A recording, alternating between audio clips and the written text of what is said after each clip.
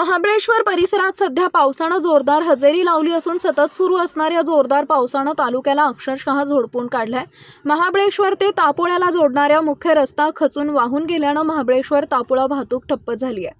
सार्वजनिक बांधकाम विभागाकडून रस्त्यावर आलेली दरड जेसीबीच्या मदतीने साफ करून वाहतूक सुरळीत करण्याचे प्रयत्न युद्धपातळीवर सुरू आहेत, परंतु महाबळेश्वर पासून 10 किलोमीटरवर असणाऱ्या चिखली शेड नजीकच्या घाटात भूस्खलन झाल्याने पहिल्याच पावसामध्ये शेतरस्ता वाहून गेला, त्यामुळे वाहतूक ठप्प झाली आहे। विशेष म्हणजे मागील वर्षापासून सुरू असलेले महाबळेश्वर ते तापोळा रोडचं रुंदीकरण व डांबरीकरणाचं काम नुकताच पूर्ण झाले होते।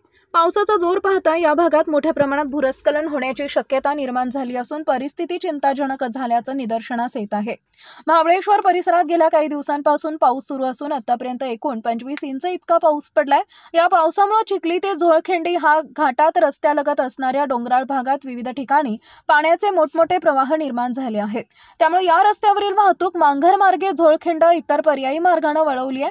तसेच रात्रीच्या वेळी या भागातून प्रवास करू नये असं आवाहन सार्वजनिक बांधकाम विभाग व पोलीस प्रशासनाच्या वतीने करण्यात आलं आहे।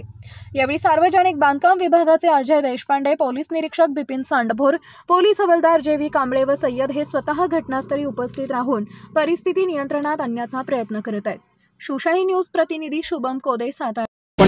रात्री 2 ते 2:30 दरम्यान एक नवीन वॉटर बॉडी फॉरेस्ट हद्दीत तयार झाल्यामुळे मोठ्या प्रमाणावर लँडस्लाइड झाली आणि पावसाच्या पाण्याने एक साधारण 15 मीटर रस्ता लांबीचा रस्ता हा साधारण कट झालेला आहे आणि सध्याचे वाढता पाऊस लक्षात घेता व ही धोकादायक परिस्थिती लक्षात घेता मी प्रशासनामार्फत आवाहन करतो की लोकांनी तापोळ्याकडे जाताना झोळाची खिंड व मांगर मार्गे रस्त्याचा वापर करावा। सद्यस्थितीत प्रशासनामार्फत तात्पुरती दुरुस्ती चालू आहे, परंतु पावसाचा वाढता वेग लक्षात घेता थोडा कायमस्वरूपी दुरुस्ती करण्यासाठी थोडा अवधी लागणार आहे। त्यामुळे नागरिकांनी होणारे लँडस्लाइड लक्षात घेता झोळाची खिंड मांगर मार्गे रस्त्याचा वापर करावा।